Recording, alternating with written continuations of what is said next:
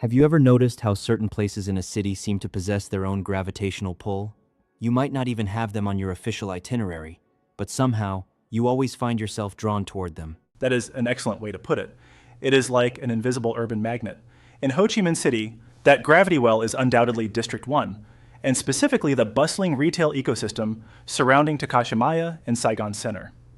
If you stand near the entrance on any afternoon of the week, you will hear a rich tapestry of languages: Korean, Japanese, English, French, and various Southeast Asian dialects, all blending into the background and hum of the city.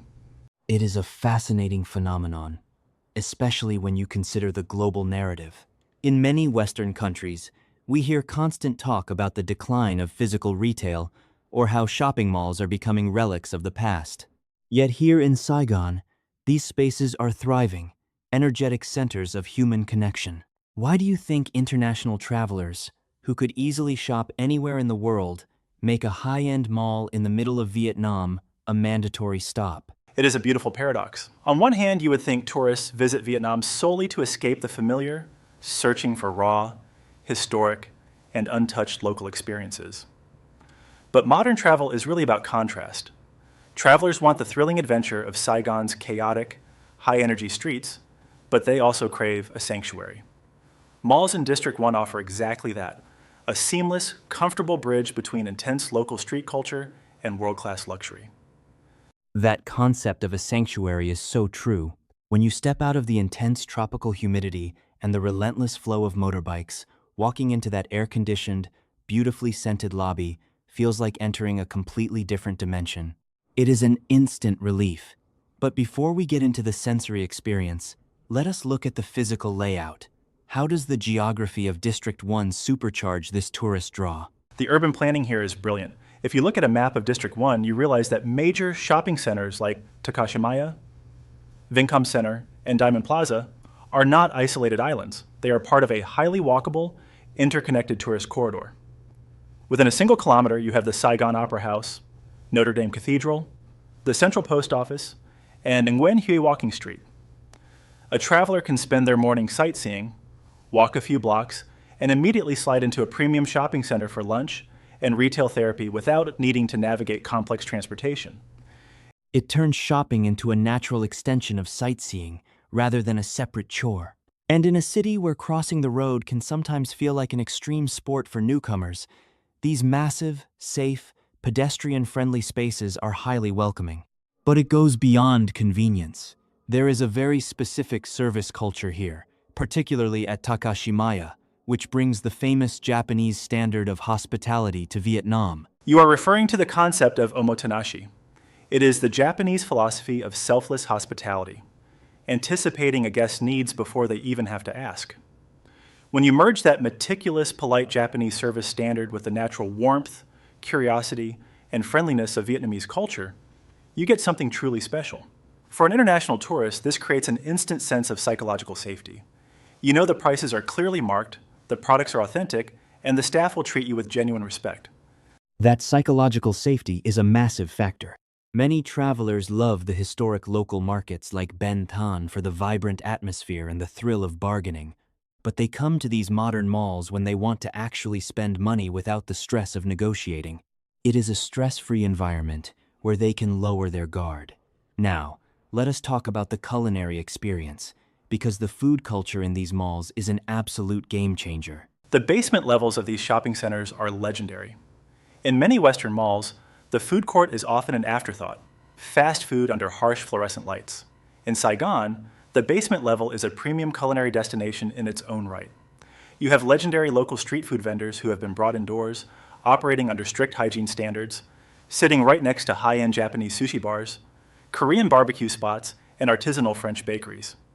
It is like a curated, safe introduction to Vietnamese cuisine.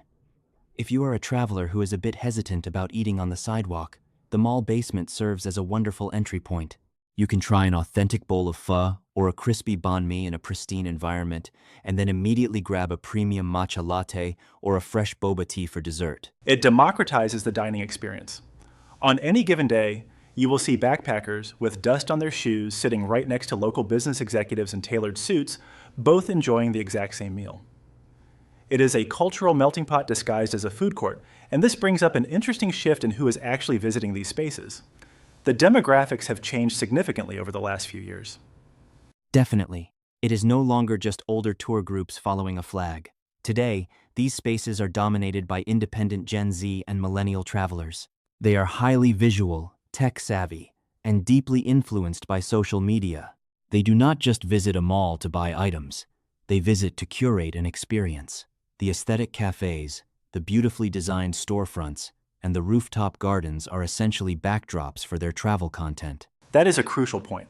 Modern retail is no longer purely transactional. It is experiential theater. These malls understand that perfectly. They host pop-up art galleries, interactive brand installations, and seasonal decorations that change constantly. It makes the space feel alive, fresh, and dynamic. If you visit Saigon twice in the same year, the mall experience will feel entirely different each time. Let us look at the practical economics of this as well. It might sound mundane, but features like hassle-free tourist VAT refunds right inside the mall make a massive difference.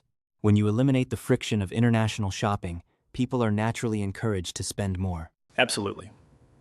When a shopping center makes the tax refund process quick and straightforward, it transforms a casual browser into a serious buyer. Plus, the integration of seamless, cashless payment systems, allowing tourists to pay with international credit cards or mobile wallets, means they do not have to worry about carrying large amounts of local currency. It is a highly modernized transaction process that matches the standards of Tokyo, Seoul, or Singapore. It really makes you realize that these shopping centers serve as the modern, cosmopolitan face of Vietnam. They project an image of a rapidly developing, confident, and forward-looking nation. But let us look at this from a slightly different angle.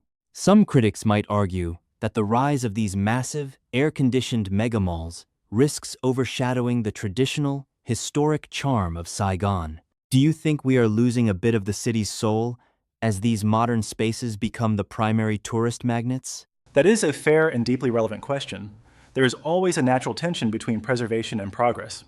If a city only offers hyper-modern, sterile shopping malls, it risks losing its unique identity and looking like every other global metropolis. But I do not think that is what is happening in Saigon. Instead of replacement, we are seeing coexistence. The malls are not destroying the traditional street food culture or the historic wet markets. They are operating alongside them. It is like a division of labor for a tourist's attention span. You visit the historic post office, the museums, and the old temples to understand where Vietnam has been. Then, you step into these modern hubs to see where Vietnam is going. It shows that Saigon is not a city frozen in time like a museum exhibit. It is a living, breathing, evolving metropolis that is actively shaping its own future. Well said. And for the local youth, these spaces are highly aspirational. They get to interact with international trends, witness global designs firsthand, and mingle with people from all over the world. It is a two-way street of cultural exchange. The tourists get a comfortable, accessible window into modern Vietnamese life, and the locals get a window into the global community. It is a fascinating dance of commerce, culture, and community. What started as a simple concept of a shopping center has evolved into a dynamic social hub that defines how the world experiences Saigon. It makes you wonder what the next evolution of these spaces will look like as travel habits and technology continue to shift. Whatever the future holds, Saigon will undoubtedly adapt with its trademark energy and speed. For any traveler visiting this city, skipping these modern hubs means missing out on a vital piece of its contemporary identity. It is where the deep tradition of hospitality meets the ambition of tomorrow. That is the perfect note to end on. The next time you find yourself wandering through District 1, take a moment to slow down, grab a coffee, and just watch the crowd. You will see the beautiful, diverse, and energetic tapestry of global travel unfolding right in front of you.